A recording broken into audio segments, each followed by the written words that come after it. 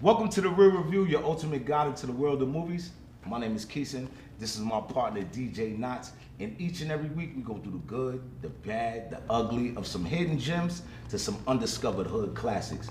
We dive into what makes these movies either worth your time or not worth your time at all. We give honest opinions, real recommendations, real reviews, and sometimes real surprises. And today, we got my homeboy, Dorian Forbes, writer, producer, director of the movie The Car Lot on Tubi, starring Shaquille O'Neal, DC Young Fly, Lem Collins, Deuce King, Cortez Macklin, and a plethora of other actors, artists, actresses you've seen many times over.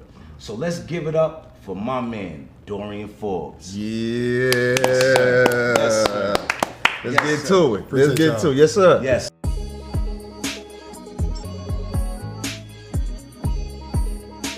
The Car Lot. This one right here is about a used car lot owner that's doing everything he can to hustle up his last couple of dollars to keep from getting his head bust by the local loan shark. Check out the trailer to The Car Lot on Tubi, produced by my man Dorian Forbes. We going viral with this one, Wayne. I'm Wayne Youngblood. You need to know that people will travel from all over the world to get a call from Wayne Youngblood. Wayne Youngblood. You need to hook a bitch up with a job. Right. This is my home. Took a loan You gonna work for me forever. from a known killer I want my money back. and used her house for collateral. Who you are? Hard bottoms. 20 grand large. And we gonna hide from this nigga by any means necessary, okay? I went and played a little poker last night. No! Damn! I told you them niggas be slick over there. That's just poker, If Wayne. people are late on their car payments, we gotta repossess. I'm gonna help you sell some cars today. Man, he sold me this bull. No. Don't do that. Don't be ashamed. Man, don't nobody want them old ass fans. Do not be in here disrespecting my women. If you're tired of taking the bus, come up with us. Ladies and gentlemen, it's all part of the show. I will kick your ass by rolling. I whoop your ass too. When the devil possesses a man's heart, this engine is blown. Lucky she You tied. better be lucky I'm tired. It can create unease in him, Better not be bleeding. leading him towards the path down his own destruction. You showed my main man the limit. How are you gonna sell these up cars? You my baby, and just against the world. That boy got taste.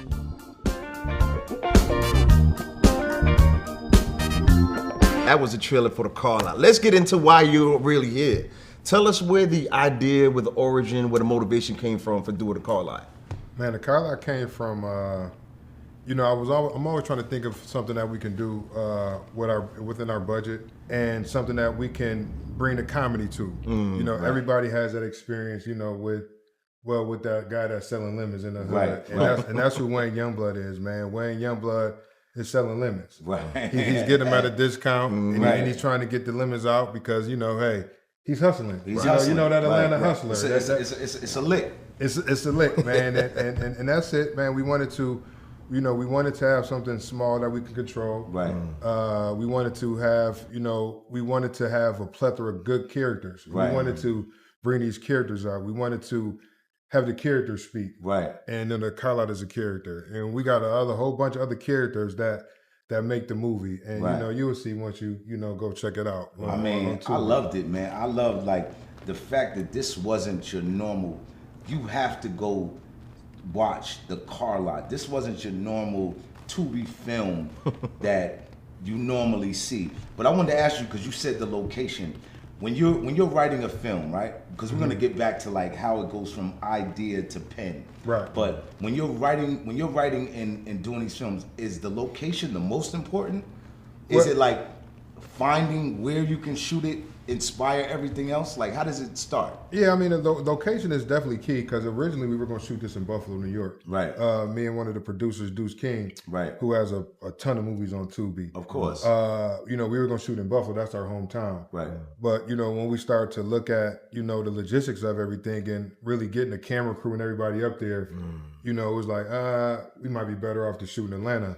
And then one of the other producers, Tim Latners, he opened up his facility to us. He has out in Conyers, he has like his family owns a ton of land out there. Right. And you know, when I came and looked at the land, I said, you know what, this is the car lot. Right. This is something that we could control. We don't have to worry about permits. Right. You know, his family owns the land. You know, they got a baseball field across the street, you know, Right. from where we shot. It looked like a dead end. It looked like a driveway going into it. I mean, of course you couldn't see past the house. Yeah. I mean, it pretty much was that. You know, it was something that we could control all together. So we were able to dress it up like a car lot. It was times when we were shooting, people were stopping by because they thought it was a real car lot. Really? Yeah. People stopped by once, and it was like. So where'd y'all get all the cars from? It was the crew cars. Oh, so y'all just parked their cars there? Come on, man. Come on, come on, man. I can't give you all my That's dope. That's dope. Yeah, it was a crew car. Right. Man. Y'all just park wherever So y'all use want. your own stuff out there, Come man. on, man, exactly. Use your own stuff out there, man. Exactly. And you know, the thing is, we wanted to write the comedy. You know, Right.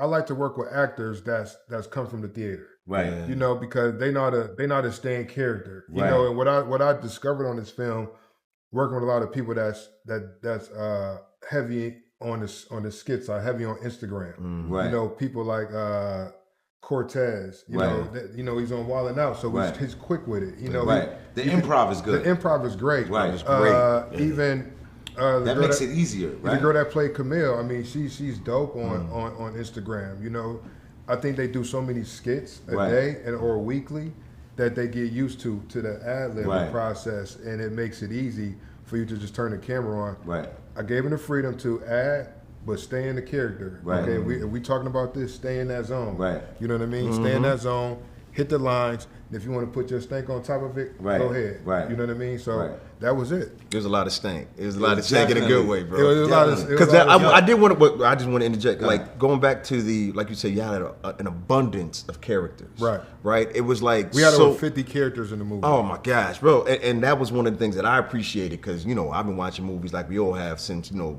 we can take away certain things. We're like they ain't really need that. But they were so clear and concise in what they were doing. How did you like direct them to understand that part? Man, you know, I come from school of Eddie Murphy, man. I grew up watching Coming to America, Harlem Nights, you know, the Richard Pryor movies, you know, and, you know, that's why you see the wardrobe. You know, you don't really see that in a lot of movies. You know, I wanted to, like even Cortez Macklin, he played the hood superhero. Right. You know, I wanted to, I didn't want to, one thing I didn't want to do, I didn't want to explain. Right. I didn't want to explain, you know, why the characters were dressed this way. I just wanted them to appear and let them go to work. Right. So that's what we did. Right. I don't even know if I answered your question. No, you did. No, that was basically it. No, because I was going to say one thing that we always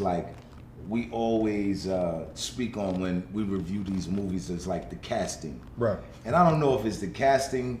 We always get into I mean, why'd you have this guy playing this person? Why'd you have this guy doing this? Why'd you have this girl doing this? And it's like, how did you go through your casting? I mean, because it seemed like you found the right people to play the right parts. Yeah.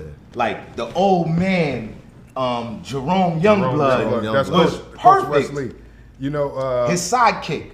Was perfect. Yeah. His little chicks, the girl that threw the panties at him was like, who grandmother? Was that somebody's real grandmother? I'm sure. It was like, how did you explain how does someone that's out there that's trying to put a movie together, how do you put a proper cast together? Man, you gotta find people like Lim Collins. Lim Collins, you know, most people in Atlanta know Lim as a producer on the production side. Right. You know, he does a lot of movies, you know, produces a lot of movies, directs, like creative. Right. But I knew when I met him, I said, this guy can act as well. Right. And when we started to talk, and he said, yo, I act, you know, I produce, and Lim relationships, you know, you got to find somebody like Lim because his relationships, he has a lot of relationships with Coach Wesley. You know, that's who played his father, Jerome. Right. So Lim helped me with a lot of the casting. A lot of these people Lim I've been doing skits with and been producing with, you know, over the last few years. Right. So that's kind of how I fell into these characters. And when I explained to them what we were trying to do, even when I met Jamal Willard, who played Hard Bottoms, I said, bro. And this is a stretch for him. Yeah. Because I've never seen him like that. I've never seen, listen, Jamal Willard, What's crazy is that's Gravy. His name is Gravy. Correct. I lived on Grand Ave between Green and Gates. He lived over off of Decal by Come Cow Chinese restaurant. I know he's gonna look like, yo, this brother knows. But his name was Gravy. Yeah. Before he did the Notorious movie, right. I've never seen him play a part like this. Never. Right. And brother, it was dope. Yeah. It was dope. Right. When I met him, I said, you know, I wanted him to be comfortable, you know, putting the wig and stuff. When I said, yo, when I make movies, I like to put people in costume. Right. I don't want people to take them out of the element. I want to take them out of the element because when you put that stuff on, man, you put that makeup, you put the costumes on, you don't feel like yourself. Right. He had the boot with the sock. The boot with the hard bottom. Yeah, exactly. Right. So, you know, that was it, man. And it was so many people, even Travis Love. He played Gypsy. Right. See, I didn't know who that was. His name Travis. That's his little sidekick. Yeah, that was his goon. Yeah. And Travis has been in Black Panther. He was one of the Guya Boo. No, you know, he was in Black Panther. So, you know, we got some heavy hitters. Yeah, we got some heavy hitters in this movie, man. Yeah. We got some people that can go. The casting was dope. Yeah. You got Shaq. First of all, you said you don't have no budget. You had Shaq, DC Young Fly, Lem Collins. Cortez, you know what it is? You're working with something, man. You know what it is? It's relationship capital. That's it. I got it. It's relationship capital. I got it. You know, a couple of executive producers on the film. Right. You know, Shaq. You know, I've been knowing Shaq for some years now. Right. We shot some short movies together. You know, he's always been that big brother that can, hey, whatever you need, I got you. Gotcha. So he always that lend that helping hand. Gotcha. And like I said, one of the executive producers just has relationships with pretty much everybody in Atlanta. You know, from the music side to the acting side to, you know, even to the development side, you know, in the real estate. So, you know, we just have relationship capital, man. Right. You can't beat that part of the game. If you don't have the money, you got to have the relationships, and the relationship capital is probably more important than money. Right. You heard that. If you don't have the money, don't try it. Because some people don't have the money, and they still like, I want to blow up 5 buildings, and it's like, man, your little effects that you put on it doesn't look right. Yeah. You don't need to do a gun battle if you can't make it look right. Right. You don't need to do all of this if it's not going to look right. And when you brought back the soundtrack, Skeeter Jones, right? He was a person. Right. It was like the music from the beginning caught me. Yeah. The music, the song, I'll knock your head off, I'll knock it loose. Knock it loose. And you know, Knock It Loose was written by Marcus Monroe. He played Billy Otto.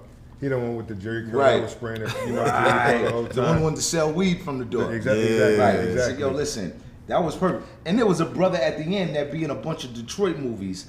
He looked like he was in a wheelchair. In the restaurant during the credits. Right. You know, we wanted to put that scene during the movie, but it was such a great scene and the banter between him and Lem. I always see him in Detroit movies. Yeah, no, he's blowing up. He's blowing up. So I didn't want that scene to fall by. I didn't fall dead on the floor, man. So I said, you know what? Let me run some credits and let me put that in during the credits because bloopers is not bloopers, but outtakes. Outtakes, exactly. Outtakes are just extended scenes. You know what I mean? Just extending the movie and just giving some people to watch while the credits are rolling. Right. You know, I come from the school at AMC, man. I used to go to the movies by myself and just stop, study, and watch movies. Right. You know, I watch Spielberg movies, you know, Robert Zemeckis movies, and just watching these men put these movies together and seeing how the director, you know, make these actors. Right. You know what I'm saying? So that's what I come from, and I wanted to, you know, just put these characters, give them something. So, you know, like for stuff like this, man, give them something to take away from, and give them something that they can champion, and give them something different. Right. Yeah. So, is it hard to get a Jamal Willard to put a wig on, put the rollers in, play this character, or is it like he's completely down to do it? Does he want to do that? You know, when I met Jamal and I told him what we were trying to do with the character, and you know, we read the script. I thought he was going to be against it because, you know, you see him in the different movies, you know, he's playing the gangsters and, you know, he's known for playing Notorious. And when I said, yo, bro, I want to do this, but, you know, you the villain. Right. He like, I'm with it. He was open to it, man. He's like, I'm with it. And I'm like, let's go. Right. And I said, I'm not going to disappoint, bro. I want characters. my goal is to always make characters that people want to dress up for Halloween. Right. You know what I'm saying? Right. So that's where my mind goes to. That's interesting. That's dope. Yeah. So that's what I told him. I said, yo, I want to make your character. I want people to for Halloween to want to dress up like you, and they say, okay, that's right. That's I got 6 rollers in my head, the boots with the sock on. Yeah. Right. Yeah. And his name That's Hard Bottom. It's hard. And put one boot up. That's Hard Bottom. Yeah. Right. Yo, listen, that was good money. Even Deuce King, like I was surprised. I mean, it was great to see like people just making these entrances, like little parts in it. How you would see, like you said, Eddie Murphy. You would see a movie is like, oh, that's such and such, and they only just got 2 minutes. Right. Yeah. Like you watch what's that? Beverly Hills Cop. You see Chris Rock in it. You Right. know what I'm saying? But they could perform during that time. Right. You know, Deuce was one of the producers on the movie. Right. And he just plays a small part in the bodega. Exactly. But he plays a good part. Yeah. Right. Some people laugh at that. You know, there's so many parts of this movie when we did the screening for it, people laughed at it. And I'm like, damn, they thought that was funny. Yeah. Listen. And you know, you live with a movie for so long. You know, you in editing, you know, we took almost like a year and a half to put this movie out. Right. Editing. So, you know, just to come out with the movie and to see people laugh at certain parts, you know, people love TK. That's who played Camille, the stripper. Wait, the main stripper, the one that had the auction? The one that had the auction. Oh, yeah. Yo, listen, she was funny. Yeah, people loved her. And you know, I thought it was funny, but when we did the screening, people was dying. They didn't hear the next joke because they were laughing. Let me ask you something. When she was on the hood of the car doing the auction, right. Did you actually write that, or was that her like, oh, she upped it? Oh, she did was that scripted, or was that like improv? I wrote that. No, you know,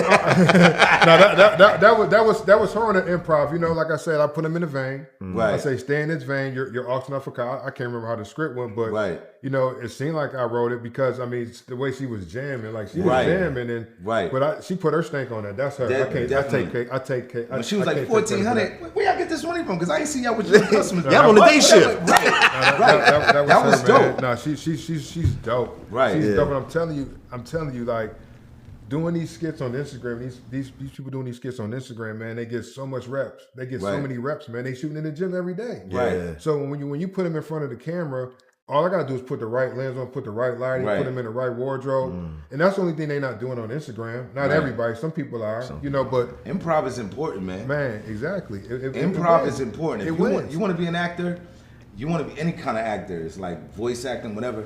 A voice actor on camera, take an improv class. Because improv just keeps that wit going. It just learns like how to keep a scene rolling without like being stuck. Right. You just roll with the punches. And like DC Young Fly. Like when we did Fly scene, I said, yo, bro, this what it is? He said, he wrote the script, no more than 5. Oh, I got it. Right. Let's go. Right. I was watching it with someone and he was like, this is Rose's Coffee. She was like, oh, Rose's Coffee is good. It was like, oh, there's really a Rose's Coffee? No, that was all props.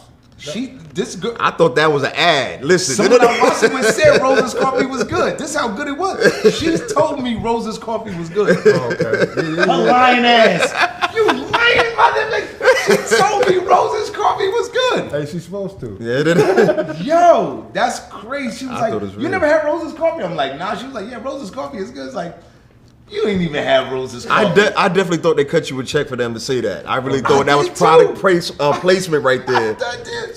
But no, that was one of the things about the characters. Like all of them, the believability level. Right. It's like if I can't relate, I know somebody could relate to that. Right. And I was like, it was one after another, and I'm trying to find ways to describe it without telling their jokes. Right. Because it's still fresh in my mind right now. But it was just so many. The one-liners and then the interaction and the responses was so on point. Right. That keeps me engaged because they'll tell you like normally when we reviewing these movies, I'm like I don't remember that part. But it's like it was so well connected. Right. That's how I was like, yo, this is fucking good. Yo, it was good from when he stepped in the dog mess and was like, May, keep your dog out the thing. It was like, listen, May, I don't know who May was, but she played her part. Yeah. Her little 2 seconds, she played her part. Right. Yeah. You know Title is old. Like she played her part, man. It's like everybody. Casting is so important, man. Yeah. But I wanted to ask you, right? So when these ideas come, right? Like just to speak to people that's out there and it's like, oh, I dreamed of this movie or I got this movie. How do you go from it in your head to actually it being on paper? Like, cause some people's like, I mean, some people think you need to hire a screenwriter or you need to do this. How do you take it from your head to paper before you even pull out one camera? Right. How do you know? You know, when I get an idea, it sits with me, and then my mind just starts to. I get fixated on that idea. You know, my wife would tell you, she like, oh gosh, she hates when I write a movie because I tune out to the world. Right. Because, you know, you want to focus on that and you want to get stuff done. And, you know, you got to I seclude myself, you know, when I'm writing because, you know, I don't want no distractions, especially if I got some good scenes and I want to get these scenes flushed out. And when you have a family, man, you gotta juggle that. You gotta mix those worlds and you can't just cut everybody off. Right. You know, like when I used to be single and I was by myself, I'll be in a room for weeks at a time. You know, with an idea for a movie. Yeah, just writing. You know what I'm saying? Because you want to get it out. But you know, now I take my phone with me. You know, if I'm somewhere, if I get an idea, or if I have a conversation with somebody that's funny, and you know, I got to be careful when I'm around because I got a buddy that make movies as well. And if we're having a conversation and he say something funny, I'm like, you gonna use that? You know what I'm saying? Because I'm like, you're saying like you want to use it like because you want to use it? Yeah, I'm like, because he might say something that's good, or it might be a conversation, and I'm like, yo, that joke was funny. Like, you know, you gonna use that line? And I'm gonna be like, nah, you can have it. But if I'm just talking to regular conversations, regular people, that's not writing, I'm taking that all day. Yeah. Like my uncles, my family members, I'm taking them lines all day. My aunts that I know they ain't gonna use it, I'm taking that. But if I'm around somebody, a fellow filmmaker, I'm like, hey, bro. You just said that. Right. Because you might recognize that. Exactly. So you gotta, but if I hear ideas, man, throughout the day, I write it down, I put it in my phone. Right. So I got a laundry list of different ideas, funny scenarios, you know, that can happen. And, you know, once I get those bullet points out to where I feel like I have a complete a list of complete bullet points, then I start to write it out. You know, I start to try to put it in scenes. You know, I try to, you know, match the scenes up where the conflict's gonna come, you know, so the movie doesn't lose interest. You know, I've been doing this for so long, man. I did my first movie in 1998. It was at Blockbuster. You know, I was in college. Talk about exactly. I used to work at Blockbuster. Go ahead. I was in college, man, and I got the school's equipment. And I shot my first movie with school's equipment. The movie was terrible, but you know, you thought it was dope. Back then, it was. Yeah, it was dope. No. One scene was dope in that movie. One scene, it was like 80 minutes. It wasn't even a full hour and a half. But you know, it was one scene we was in the hall. We shot at Pasco's. You know, it's an old school Pasco's. I don't even know what Pasco's. What's Pasco's? It's a restaurant. It used to be it's a restaurant like Martin Luther King. All these people ate in this restaurant. Okay. It was probably Andy Young, man, Ambassador Young, all these characters, Maynard Jackson, everybody that probably came to Atlanta. It was it's right next to Busy Bees. You've known Busy Bees? Yes. It's right next door to Busy Bees on MLK. But it was a dorm. Right. And I was staying there, and I was working I was cleaning when the school wasn't in during the summer, they turned it into a hotel. Right. So they would rent the rooms out for hotels. So I was cleaning the rooms. Right. And it was a guy that was working. I know I got off script. No, go ahead. But it was a guy that was working there with me, and I had a car. And he said, and my car was messed up. I had a 1983 Buick, and he said, "I'm gonna go fix your car for you." That nigga stole my car. He never came back? Never seen him again. Welcome to Atlanta. Man, right. So the guy that was working, he said, "Man, why you let that man take your car, man? You ain't know that man was a junkie." Wow. So you know, just stuff like that, man. You know, just the situations. And that's something. When he took my car, I said, "You know what? I shot my movie." So me and my buddy, we went around to. This is back when Kaya, all these clubs. Oh, you've been here for a minute. I've been here for a minute. Okay. I've been here for a minute. I came here in '96, man. Right. Oh, we got here at the same time. Yeah. Go ahead. I came here in '96, man, and we went to Kaya passing out flyers. So we about to have an audition. Right. So we and people came, man. We did it at the Mass Comm department at Clark Lane University. Right. People came to the audition, man, and I shot my first movie in 1998 or 1999, one of them. Wow. And I sold it to Blockbuster. That's crazy. Yeah, that's dope. Yeah, that's dope, man. Wait, let me ask a question because you made me think of something. Because I talk to a lot of younger creatives now. Like you said, I got here in '96 as well. Right. And I went to school at DeVry on the East Side. I spent most of my time at AUC. Of course. Right? Yeah, you had to do it. You know what I'm saying? Why. So a lot of the younger cats I talk to now. Why do he spend most of his time at 86? You know why. Come on, we ain't got time for that. Okay, I don't know. We already know. I wasn't here in 96. Oh, man. Mo Brown, Spellman, Clark. That's all you need to know. Okay, all right. And you see, man, it was nothing like it, man. Yeah. I mean, nothing like it in the The world. food might have been good over there. It was good. I mean, it was. Shout out to Stiegels. But it was something else. Right, exactly. Okay. So my question is, a lot of them now, who I don't want to say mentor, but I talk to, they feel they have a lot of imposter syndrome. And if you were jumping out there already so early on in adulthood, like what made you get past that? Believing that you are who you say you are. Because a lot of them now are like, well, I'm having success, but I don't know if I deserve it. You know what I'm saying? I want to do this, but I don't know if I'm talented enough. And I'm talking about actors, other DJs, just a variety in the generation behind us. That's how majority of them feel. How do you know to keep going? Yeah, all of that. You know the crazy part about it, man? I never, when I came here to Atlanta, I came to Buffalo. You know, I was a kid in Buffalo. I used to look through the phone book, trying to find opportunities. And this is me in Buffalo in 1993, looking in the phone book, trying to find opportunities. Right. You know, looking for film companies. That's my naive mind saying, okay, I want to be a director. How do I go? So I open up the Yellow Pages. Right. Not knowing there's a dead end. Right. In Buffalo in 1995, 1994. You know what I'm saying? I'm looking in the phone book, thinking I'm about to find Hollywood in the phone book. Right. But the only person I knew that made movies was Spike Lee.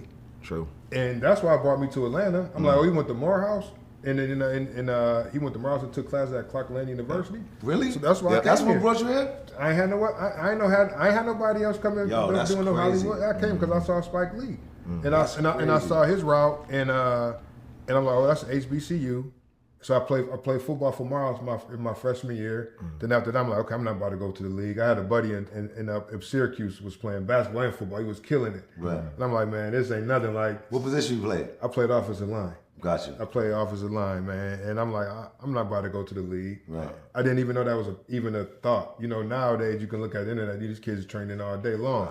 I didn't even know that was I'm just like, okay, I'm just going to college because I'm getting out of my mom's house. I'm getting me down to Atlanta, not knowing I would be here. I'm like going on 30 years now. Right.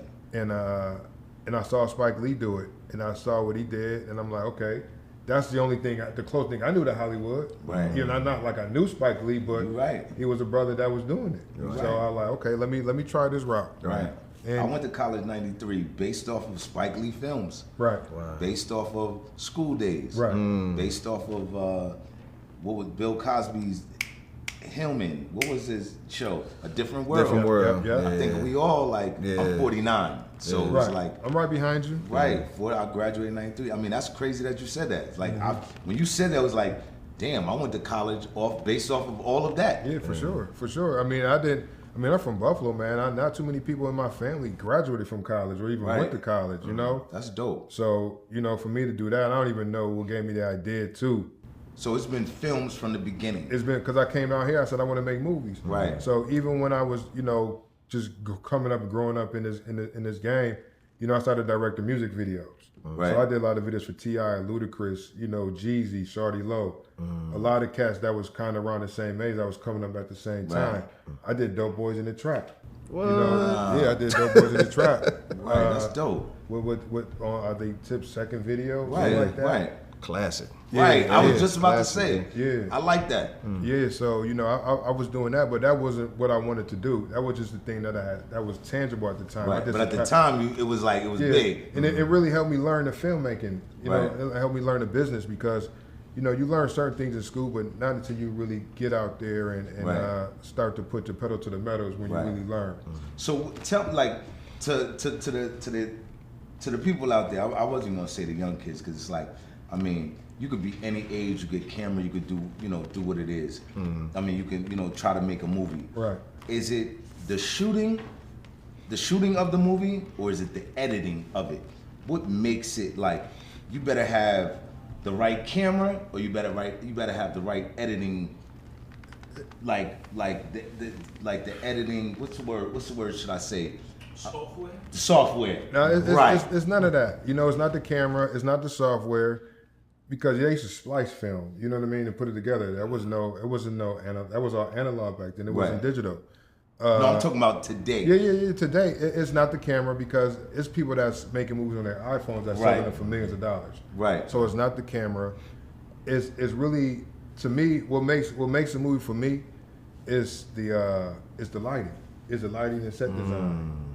It's the lighting, set design, and lenses. Right. That's my 3 key things that I need on set. I need the right DP. That's the right gaffer that's gonna light. You know, and I need set design. Right. And you know, when you say set design, you mean what?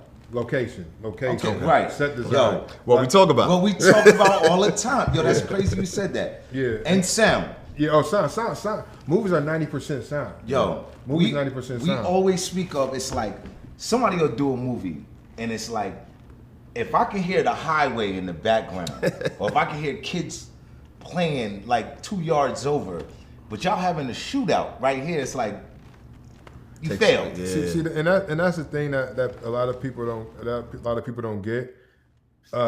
When you record the movie, it's supposed to be straight voice. Nothing's supposed to be on that track but the voice. All the ambiance sound, it's supposed to be post.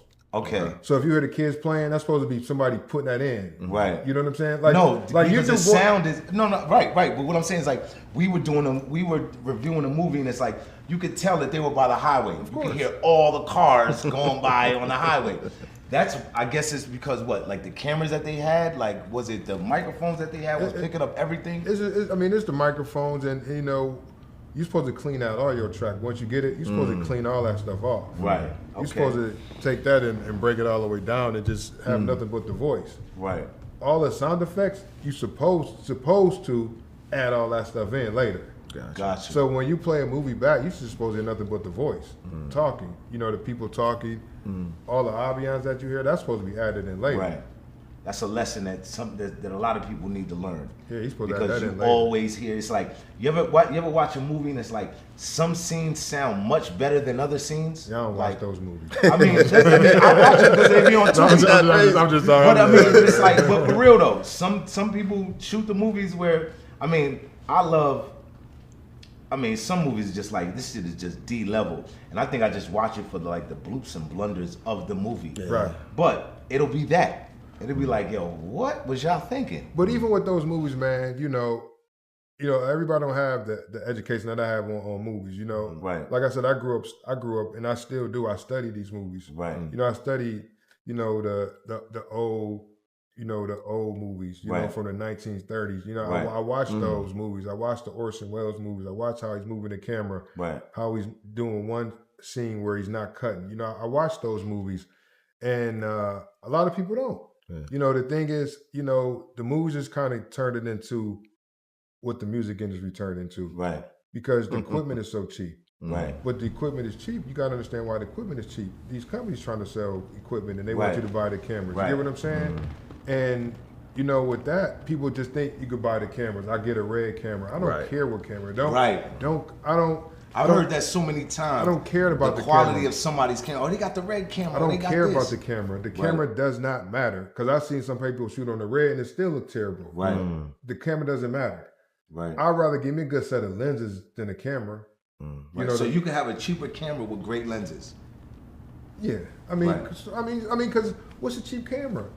No. So listen. No. Because everybody want to compete, right? Right. Like I said before, you can shoot on your iPhone.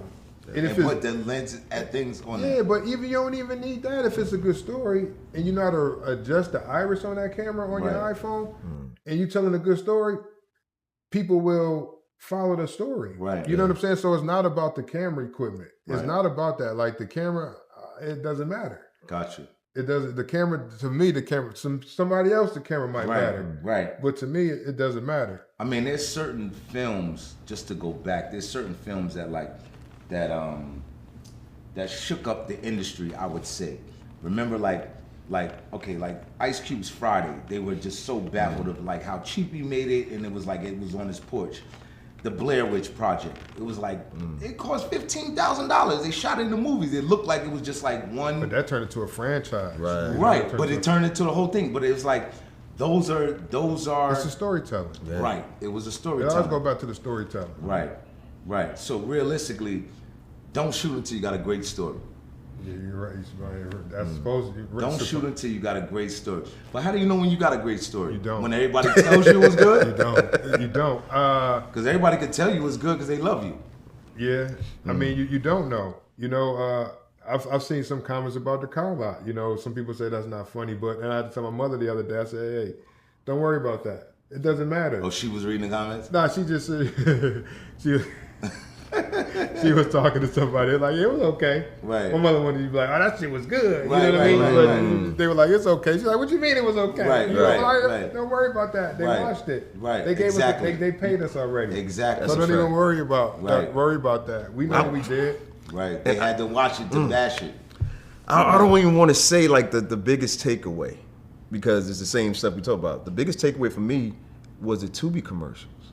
It made me disengage, and then I had to re-engage when the movie came back on. Right. Like the commercials are so, and Tubi think they slick. Like they'll put the little timer thing on there, but they don't tell you how long that timer's going. No, it don't say it's coming in 9 seconds. No, the but ad's about to start. But no, that once the ads start, they don't tell you how many ads they about to run. Right. You know what I'm saying? So I'm like 4 minutes in, I'm like, okay, let me figure out what's going on again. Right. So that I was thinking about it earlier when I was watching. I'm like, if it was continuous, I'd have been like this the whole time. Right. It was the breaks in it, but I understand they got to make their money, so I ain't taking too many shots. Right. So I understand that part. But that was really my biggest takeaway. And like you said, we be tearing some of these films up. Right. And if I'm saying that's the biggest takeaway, and I was engaged and I was laughing, I'm an asshole. I'll be the first one to tell you. And I was laughing. So, but that's how you make the money, though, right? With Tubi. Of course. It's because of the commercials. Yeah, that's why I ain't want to go too hard. I ain't want to go too hard. So just for shits and giggles and the people that don't know, because I mean, really, I don't know exactly how it works. Someone that puts a movie on Tubi, after you shoot it, how do you get it to Tubi? Well, you find an aggregator, or if you know somebody at Tubi. So it's not go online and submit your film. It's not a submit button. No. I mean, it could be for some people. But, that wasn't the case for me. I found a aggregator, somebody that had a deal with them already. Got you. And they got the movie, to the right people. Right. And got it up. Right. And I think not having Shaquille O'Neal, DC Young Fly. Of course. That helps. That definitely helps. Push the needle, because of course, Tubi wants that. They want that traffic as well. Of course. Right. So and they pay based off of how many ads it runs during the movie? It's ad shares. It's ad shares. So does it make sense to have a longer film so they can run more commercials, or that doesn't matter? That's a good question. I mean, it probably, I'm sure a longer film could, run more commercials. They probably could throw it in there, but I think if it's a good movie, they know there's a lot of traffic to that movie, I'm sure they're going to jam it up with commercials, just so they can make their money as well. Right. No, because I was going to say that would make sense. It's kind of like how I see a lot of people would do. They started off doing movies, and now everything is like a series. Right. And it's like, they take one movie and stretch it for like 8 hours long. Yeah, but series are good because, you don't have to have stars in series. You have a great story, though. It's a great story because, you get a chance to build. Right. You get a chance to build. Huh? 10 minutes. Oh, okay, go ahead. Oh, I'm sorry. I'm sorry. My bad. What was I saying? You said you got time to build the characters. Right. Yeah. With a series, you get time to build the characters, so you can fall in love. And I think 50 Cent is great at that. All the spin. I think a lot of people take what he did with Power. In that whole situation. Right. He got a chance to build the characters. That's why you can come out with the younger characters and show them. Even though a lot of these characters were never like high sought after actors in Hollywood, but he made them into that. Right. Because you get a chance to grow with these characters, you get a chance to build their stories and let these kids get a chance to act and show that, I can do something. Even the BMF was it was a thing that people talked about because, in the early 2000s, they had Atlanta on lock. So you kind of see, what they've done, and I think that was smart to start off with the younger crowd, just to show the backstory of these guys and that. But it gave look at the talent that's coming with it. They're killing it right now. Exactly. Yeah. Right. So you got Car Lot. Right. You got to check out Car Lot on Tubi. It's dope. What's next for Dorian Forbes? We want to do, of course, Car Lot 2. We have to put that together. Right. But we're about to do some sitcoms. Okay. Some sitcoms. That's kind of to the left. That's left field. You know, that people won't expect. You know, we doing some stuff with we're bringing another art form into play. Right. You know, we're doing some puppetry stuff. Gotcha. You know, we just did an event. You know, I have a nonprofit. We teach kids filmmaking, and we just did an event at the nonprofit Make Believe Village. You know, with ESPN and for the college national championship. Right. Correct. So we just did that with them, and you know, just doing stuff outside the box. The puppets will definitely be, you know, something that's different. Right. You should play Nickel City. Let me get a chance to see it. That's what we're gonna do. Yeah, just so you can see the level where we're going with. It's comedy. Right. Just delivering comedy a different way, man, and just using this comedy to make people laugh. We're definitely gonna show you Nickel City in a second when we're done. Stay tuned, and we're gonna watch this Nickel City clip with this the puppetry that he does. It's like bar none. You wouldn't expect it. It's really like adult puppetry. Yeah, it's on another level. Right. It's on another Definitely level. on another level. It's something different, and I think the world hasn't seen it yet. Right. Displayed this way, and that's what I try to do, man. I try to go left when everybody's going right. Right. Always. And as you can tell with the car lot, Right. you know, that's why we had the characters dress up in these outfits, these wardrobes, and just let people have fun and let these characters, let these artists create. Right. So let me ask you something. So there's, I'm sure there's one or two people that's watching that swear they have the ideas. Are you the person that they could just walk up to and, like, if somebody has an idea, a script, how would you want someone to approach you if they have an idea? If they have, what do you want them to have? Like, it all shot, it all written out? Like, just somebody that's just like, listen, I'm in Morehouse, or I'm at Morris Brown, or I'm at wherever, and I wrote this out. How would you want someone to approach you with an idea that is where you were 20 years ago? How would you want them to approach you with an idea? Man, Like, I just want it to be a great concept, man. It doesn't have to be, we're a full-fledged production company. Right. So we can take that idea from script to screen. Right. We just want it to be a great idea, man, and just be open to feedback and open to suggestions, and just have that creative mind that can go there. Right. I mean, that's it. It's not too hard, you know, because we're always looking for people. You know, I want to, you know, mentor, you know, the younger kids. You know, we have kids from that works with us at the nonprofit. That's from Morehouse, Spelman, and Clark, and Morris Brown.